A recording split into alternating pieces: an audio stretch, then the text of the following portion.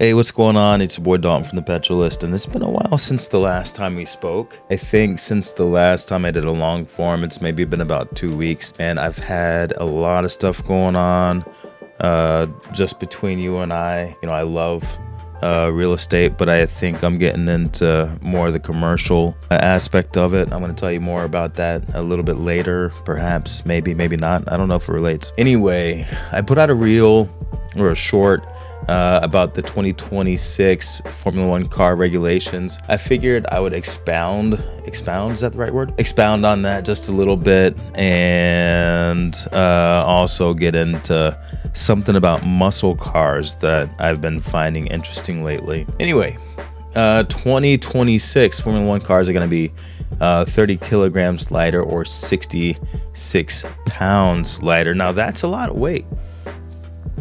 And it's going to be anywhere from 7 to 8 inches narrower, so the wheelbase, and then I think up to 4 inches shorter. So it's going to be a smaller, lighter car, but you know, I don't think that they were able to take as big a cuts out of it as I really thought that they could have. And I think part of that is because they stepped up the battery boost. So it's going to be a 50-50 hybrid. 50% of the powertrain's power is going to come from an electrical unit, which means you got to have more battery to make sure that the motors stay turning, and you're going to have the recharging equipment. All of that kind of stuff adds weight when you really could go with a very sleek internal combustion design they used to back in the day. And so not only are you going to have weight because the batteries can add weight, but you're going to add footprint because you got to have a nice even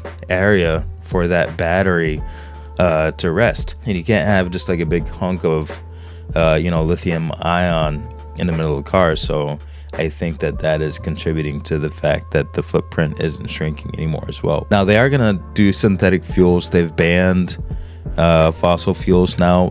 It's a little bit of a misnomer because I'm no scientist, but I'm willing to bet that the lion's share of gasoline that is burned in Formula One is not by the cars themselves, but probably by the transport vehicles, the airplanes, the freight liners, whatever else it is that you use to move these miniature cities, from coast to coast to continent, from continent to continent, and racetrack to racetrack. Now, I am a proponent for synthetic fuels, and I think that if they can make synthetic fuels, kind of a hot commodity, and that kind of trickles down into everyday use, I'm all for it. I know the title of the channel is the Petrol List, but it doesn't have to be petrol as long as it just, goes vroom vroom. That's all I care about. It can be made of canola oil for all I care. So I hope that does bleed down into the way the rest of us live our lives, because, I don't want to get to peak oil and then have no more to drive my Miata. I'll pay for some synthetic. It's gonna have active aero. Now we've already had this with DRS, but basically there's gonna be front DRS and back DRS, which is gonna raise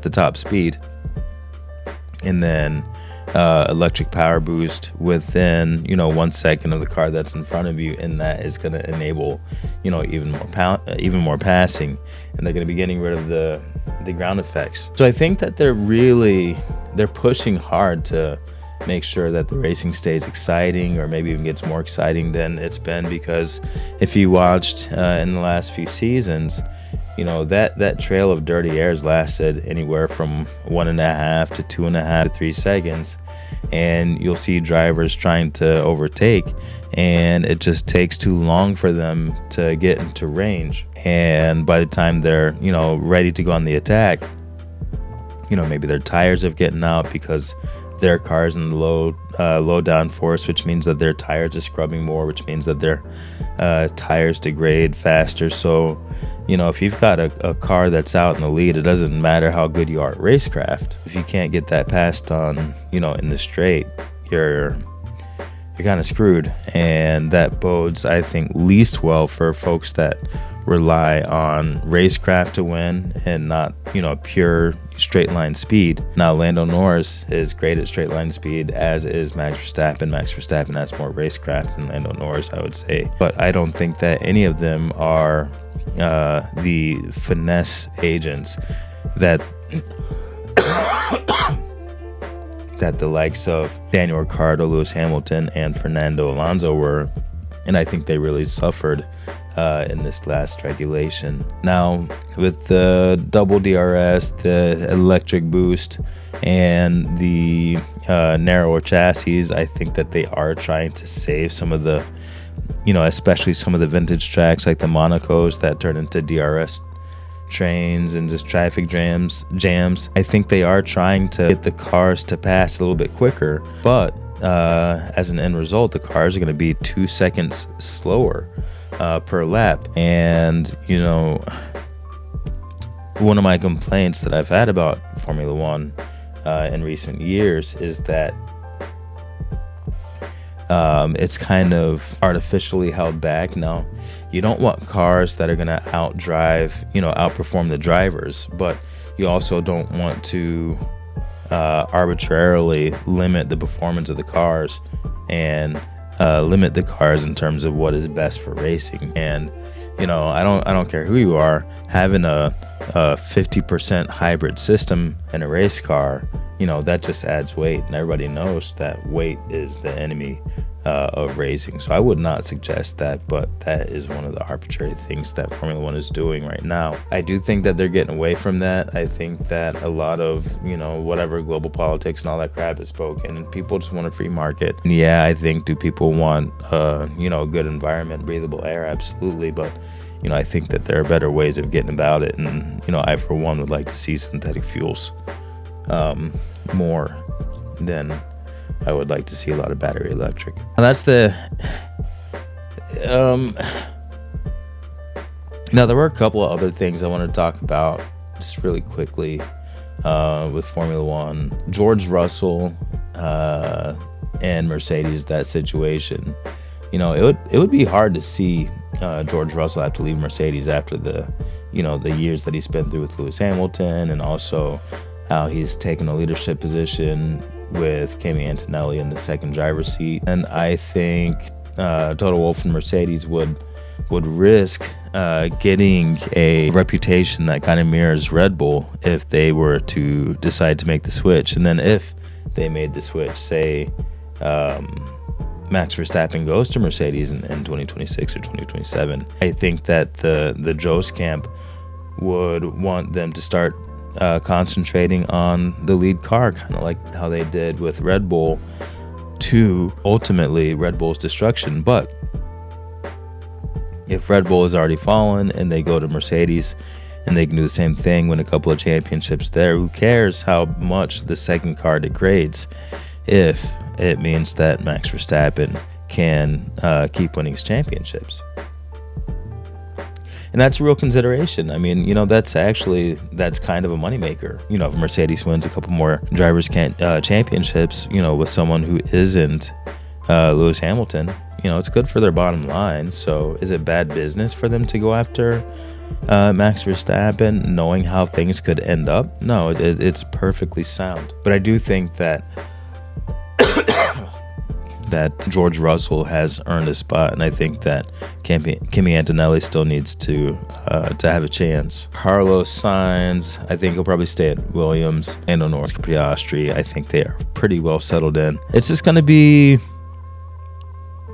2026 is going to be its own brand new year, just like every other year is. But with those changes, it's a crapshoot to see who comes out on top. Lewis Hamilton has years of experience winning races in regulations, save for the 50-50 hybrid, are much closer to this than when the floors had a lot of Venturi tunnels. So if he has engineers over at Ferrari who are willing to listen to him, it might just be, a winning package, and it's going to be an arms race, I would say, between Ferrari and Mercedes, and then you're gonna have Aston Martin and Red Bull trying to pick up the slack. Now Aston Martin is gonna have Adrian Newey and Honda, so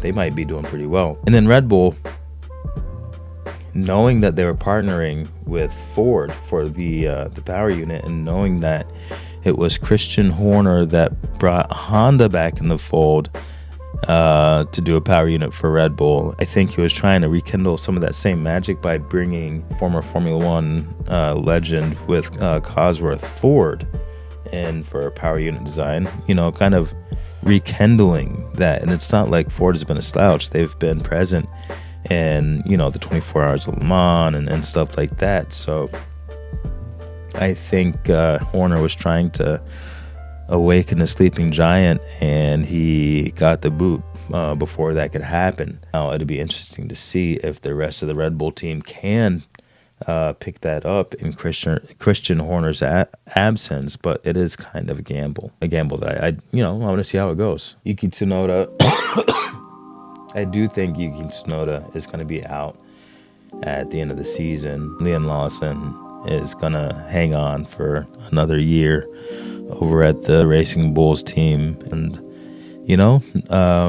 next weekend is race weekend, so we're going to see what happens with all the teams. I do hope to see some of them get a little bit better. And one of the McLaren boys is going for the championship, and I am excited to see which one it's going to be. I want to talk about classic cars just for a second. I want to talk about like cars from the 60s and 70s, some American muscle, all that old steel that is really cool to look at, and people kind of brush it off as possibly, dare I say the word, boomer cars or stuff like that. And there's this cycle that says that once the generation of car lovers that grew up with the cars that are pushing the market, so right now, guys, like myself, who grew up in the 90s, I've got access to some vehicles. I've got a Miata and a B5 S4 because,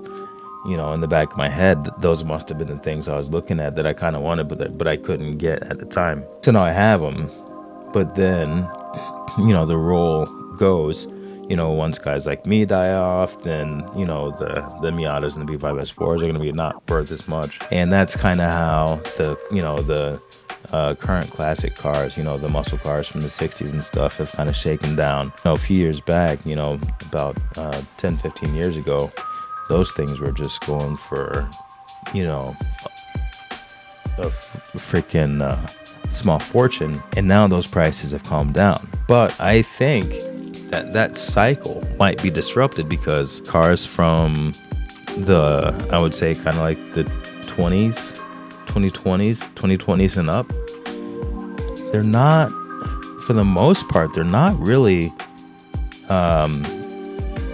all that much to write home about. Sure, you have some with high horsepower and all that kind of stuff, but they're so difficult to repair, and you can barely change a battery out on them, that people are going to start looking for more cars from, like 2015, 2010, 2000s, 90s, 80s, and we might get kind of stuck in this wind tunnel that goes from the 60s all the way up until the 2010s and then recycles itself. And, if manufacturers don't correct their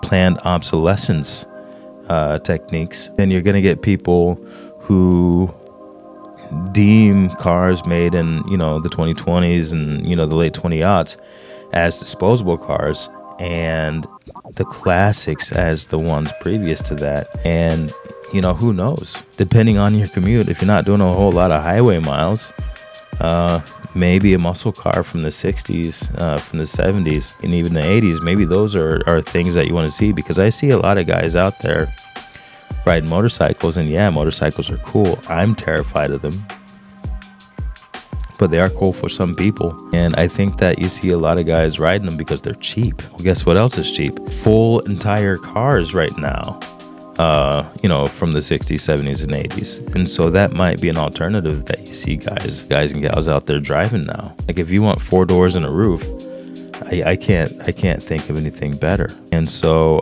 I'm calling it. I'm gonna say that we might see a resurgence of older cars. Look in Craigslist, look on cars.com, start kind of scouring everything, the classifieds and all that.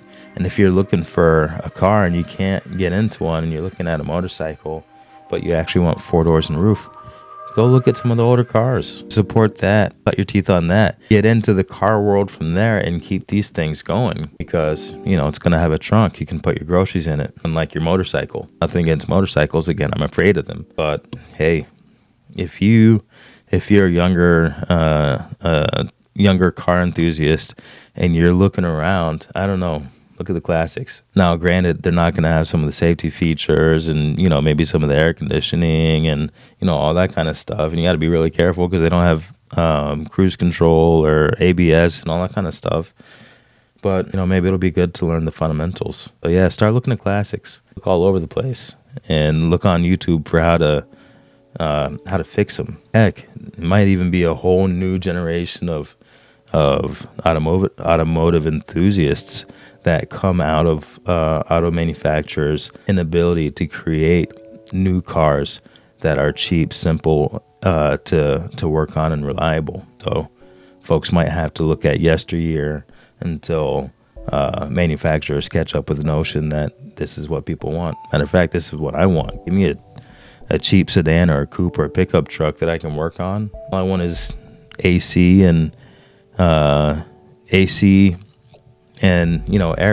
I'll roll up my own windows. I'll shift my own gears. Heck, I'll pull my own, little choke cord. For those of you that don't know what a choke cord is, that probably doesn't sound right, but just enriching the fuel during a cold start. That's what that cord is for. It's a great way to learn. All right, that's been me. I've been talking for a while, but haven't had a long form video in a couple of weeks. Like I said, a lot of stuff going on, but I'll be back. I'll be doing my thing every week, my long form. I'll be doing my shorts during the weekdays and all that kind of stuff. My schedule may vary just a little bit as I get some stuff sorted out, but great to see y'all. I've been Dalton.